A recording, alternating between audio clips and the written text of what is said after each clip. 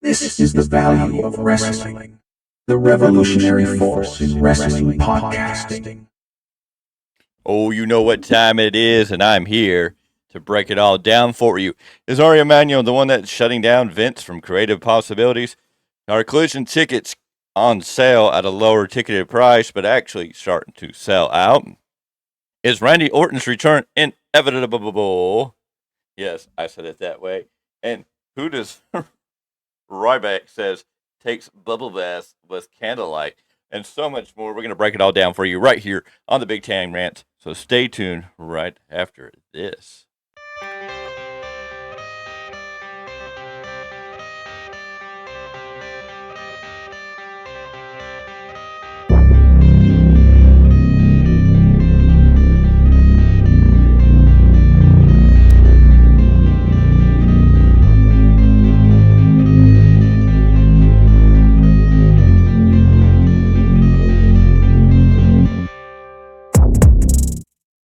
And we are back, ladies and gentlemen. Welcome to the Big Time Rant. I'm the Big Time. I'm here on the Value of Wrestling right here on YouTube. And I'm here to break down the latest news, rumors, speculation, and anything else we want to talk about, even just ranting about it. Let's discuss Randy Orton. Looks like Randy Orton's set for a return. It seems like he is doing a lot in the Performance Center and looking like he's ready to get back to 100% and ready to get back in the ring. WWE just taking their time and being cautious with Randy Orton to make sure he is fully ready for a return. That return possible for Survivor Series, maybe the Raw after Survivor Series. We'll have to wait and see, but it does seem like a Randy Orton return to the ring, to action, to being back after almost 18, 19 months gone is inevitable. Yes. Let's see. From a PW Insider report, it says CM Punk and ACL were seen at Universal Studios. There was a lot of pictures out there seeing them at Universal Studios. A lot of people saying that Punk was in Florida, in the Orlando area. He was not at the Performance Center. He was down there doing stuff for Fight Select and never at the Performance Center. He's in town for his MMA commentary gig. And, of course, Steele lives down in Florida. So he was hanging out with a friend, visiting friend, having fun at Universal Studios.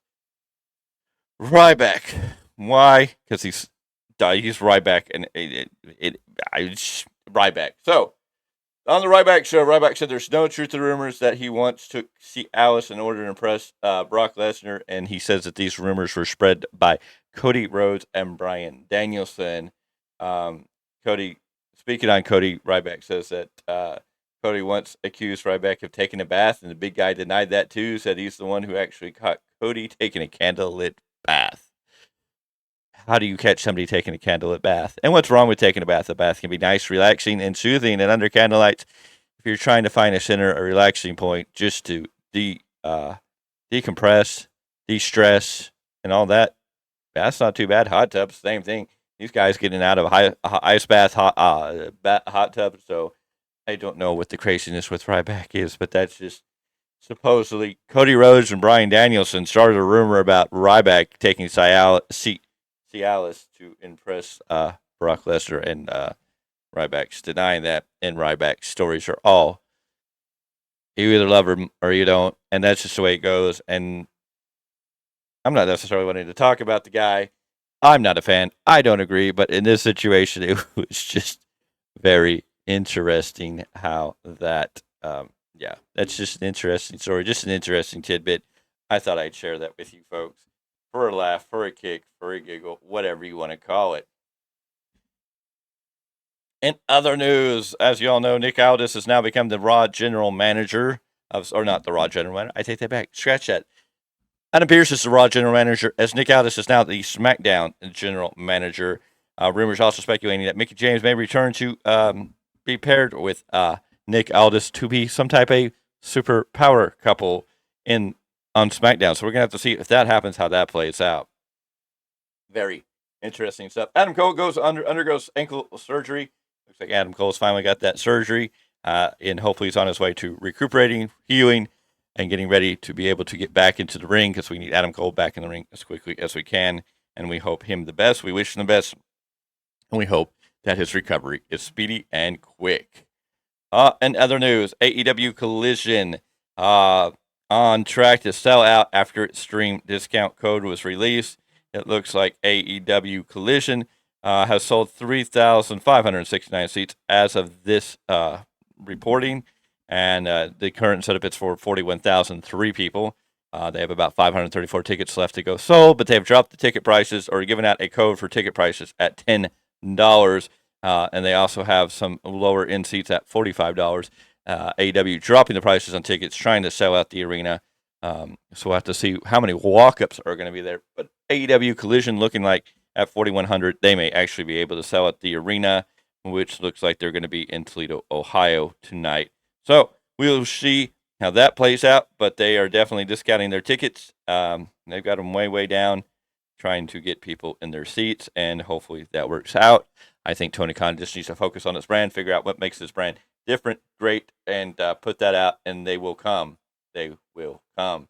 You just got to give people a reason to watch. I think a lot of other stuff has happened that has taken people away from watching Tony or AEW. You can say there's Punk, the rumors with Punk, the drama with CM Punk being in, being out, and all the other escalated stuff. Had a big turn away of fans, but I think Tony can get those fans back by getting it on the right track, giving people something to watch, and bringing people back. You've got to find that storyline that's going to hook people in to keep coming back. I know some of the storylines, MJF storyline kind of got hurt with Adam Cole being injured. Now he's kind of messing around with Jay White. We got to see where that storyline is, but you got to keep the storyline fresh. You got to give people reason to tune in each and every week and to each and every show. And so you just got to keep driving that, booking that for that. Hopefully Tony Khan can figure out what is it that he needs to do with AEW. What is it within AEW that everybody needs to do to get back on track? They did have an uptick in viewership last night, and that is a good thing on Rampage. Hopefully they'll get an uptick tonight on Collision. They have no WWE show to go get up against, no PLEs, so they're on their own for Saturday night. Hopefully Collision does well. We will see how it plays out and how it goes. So, what is going on with Vince McMahon? It looks like Ari Emmanuel has said, I'm the boss, and we're going to do it my way. And it definitely looks like Ari Emmanuel is the main reason why Vince has been pulled out of his creative position. It looks like Ari Emmanuel has been the one to move Vince away from being in control of creative or being any part of creative, giving the full blessing to CM Punk. So it is definitely going to be interesting how that plays out. Vince's stocks are out there. They're up for sale. But again, Vince McMahon is 78. Is he going to get out of the business? Is he done with the business? I think this leaves him an ample opportunity to do what he feels he needs to do going forward and how that will help him. But it is definitely a good idea. I think Ari Emmanuel has stepped up, said this is what we want to do, especially in this time frame where WWE is trying to repackage Raw and NXT so that they can be sold onto a new package deal to their TV rights deal. I was about to sneeze, so I yawn. Excuse, I'm going to sneeze. Okay. Sad day. Can't do it. Hold on.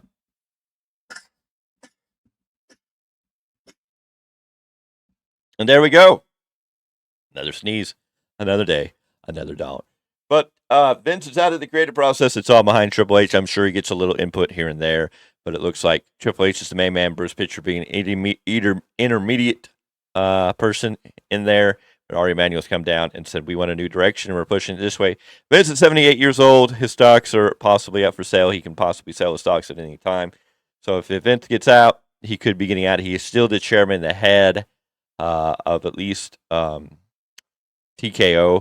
He is the main person there, but he does have a boss in Ari Emmanuel, and it looks like Ari Emmanuel has moved to put Vince in the back seat and let Triple H have the whole run of creative, and we should be getting big changes, which we've seen slight big changes, and we're just getting hungry for more, and WWE definitely seems it's like heading into the right direction, and then it's going to be good to see them continuing forward in this direction. It's just going to kind of be a wait and see how this all plays out. A lot of speculation on what's going to happen. What is creative plans going forward? We've seen Kevin Owens jump to SmackDown as of last night. He was the one that was traded. So the dynamic between Sami Zayn and Kevin Owens, they are no longer on the same brand. So how is that going to work out? What is up with DIY? We see the reforming of DIY. Are we going to get the story that we never got coming out of NXT because of other issues? How is Nick Aldis going to play his role in SmackDown? A lot of rumors that he may be a heel authority figure, and especially if he teams up with his wife, Mickie James, it could be very, very interesting how that dynamic plays out. Adam Pearce will continue to play himself. We know we're getting close to WrestleMania season. We know Survivor Series is right around the corner. We're building into 2 big events. And it's going to be interesting to see. It seems like War Games is going to happen at Survivor Series. And then we'll start building to the Royal Rumble.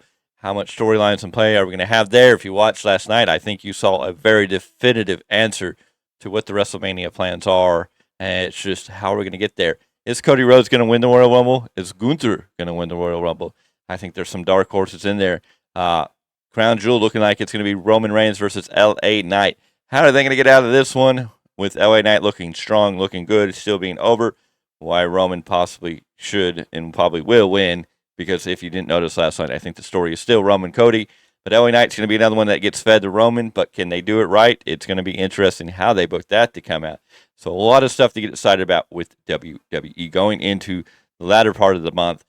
Crown Jewel, Survivor Series, end of the year, and then into the Royal Rumble season, which puts us on the road to WrestleMania. We're seeing a lot of the things come together.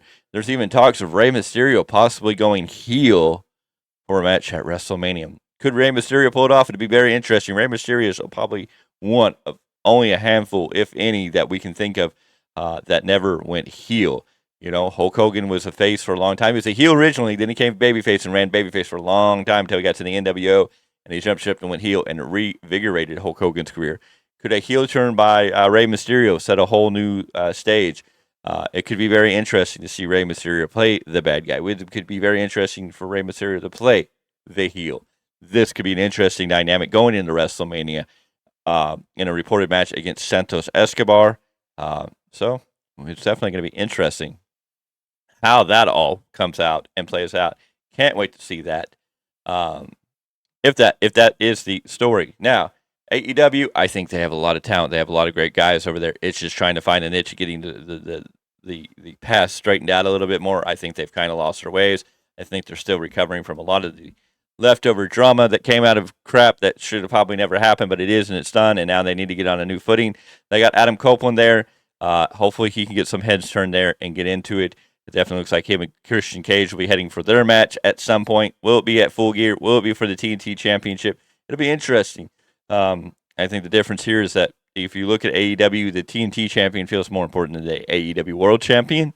So how do you change dynamics? How do you get things back on plan? I think Tony Khan, if he focuses on what he has and how to be better at what he does and how to make AEW better and not worry about other things that have been a recent issue, I think he'll be okay. I think he can recover and come back. I just think he needs to take that energy, that frustration, and put it into AEW to make it absolutely the best, finding the best matches, finding the best storylines, let alone keeping the young talent he has. Because WWE is doing huge things, making Jade Cargill look great without ever stepping in the ring. They've turned Cody into a superstar, a main eventer, and Brian Pillman Jr., now known as Lexus King, just in a short little bit, they made you want to go, ooh, I want to see what's going to happen here. And, of course, their constant promotion of Dragon Lee, who was only in AEW for a cup of tea, yes, quick cup of coffee, he was there, but he jumped over to WWE when he had an AEW contract. And they've done great things to get Dragon Lee up onto the charts. He's already on the main roster. He's already a name people are talking about. So, Tony Khan needs to focus on what he has and how to keep people there that want to be there, especially the future young stars, and how to build going forward. It's going to be interesting, and the best thing is that if these two companies are pushing each other to be better, it's a win for the fans. It's always a win for the fans. If we get good, amazing wrestling, good, amazing storylines, good, amazing sports entertainment, whatever you want to label, whatever you're looking for, if these two companies can finally get on the path where each one's working hard to give you the best product for their brand, which is pushing the other company to give even more and better product for their brand, then it's great. The bickering back and forth is really an unnecessary thing. If that's what you feel you need to do, you do it. Everybody has a right to an opinion. Everybody has the right to express their opinion. And we all have the right to agree or disagree with that opinion. But at the end of the day, it's all opinions, and we shouldn't get offended when people don't agree with us, and that is okay. But what is going to happen? Wrestling's going to be headed into an interesting term. We're coming to the end of 2023. What is 2024 going to be like? I hope that we really get on track and start building for the best 2024 that we haven't seen wrestling in a long, long time. We could see something new. We could see something different. Hopefully, everybody's on page. We know that Triple H is in charge completely now of creative, so that brings a lot of hope to WWE. That's why they're getting a lot of viewers. Hopefully, they get a good package deal Will Monday Night Raw still be Monday Night Raw or move to a different night? What will happen to NXT if Raw moves from one night? Could be very interesting what the future holds. We're just going to have to wait and see, and we are here for the light, and, enjoy it, whether you agree with everything or disagree with everything. We're here to express an opinion. We're here to express some comments, point out things that we think are interesting, and discuss them just to put it out there. And, of course, you, the viewers, are always welcome to your opinion, and you can always drop a comment below, whether you agree or disagree with anything that's been said here today. That's awesome. You're welcome to express your opinion, your comments. Let's just remember to be nice and courteous to one another. There's no reason to be rude, hateful, or to upset anybody else in the comments. You can express yourself, and we don't have to agree on everything, but we can do it in a way that's polite, respectful, and keeps it fun. And that's what we are here for. We at the Value Wrestling want to do this for fun, for entertainment, to keep you guys informed on what we know and make the best product we can. So, with that being said, we can ask you for a small little favor. That's simply go ahead and hit that subscribe button. Become part of the Value Wrestling family. You simply hit that subscribe button. It's absolutely free to you to hit that subscribe button, and you will help us reach new levels. We are on the countdown to 100 subscribers, and we're getting really excited to hit 100 subscribers. And then there's plans possibly when we hit 1,000 subscribers. So make sure you go ahead and hit that subscribe button, jump on the bandwagon, become part of the Value Wrestling family on the ground floor as we start to march onwards. Also, while you're at it, go ahead and hit that bell for notifications so when any new videos like this one or the audio articles or quick results or 100% Mark videos or a Messiah's message or whenever we go live. You want to know when we go live so you can join in the chat, join in the conversation, be a part of all of our live shows. Of course, we'll be going live tomorrow at 12 p.m. Pacific Standard Time with a weekly roundup, which we're going to cover everything that went down this week in wrestling and some more news, rumors, and everything else in a panel discussion. My boys will join me. We'll all be here to go over that. So make sure you're here at 12 p.m. Pacific Standard Time tomorrow. You can ring that bell for notification because it's going to alert you when we go live, and we will be ready for that. So make sure you're here for the weekly roundup. But until then, I thank you for being here. I appreciate your time, and I hope that you're having a wonderful day. But until the next episode on the big time, and it's time for me to say, oh, you know it. Let's get out of here.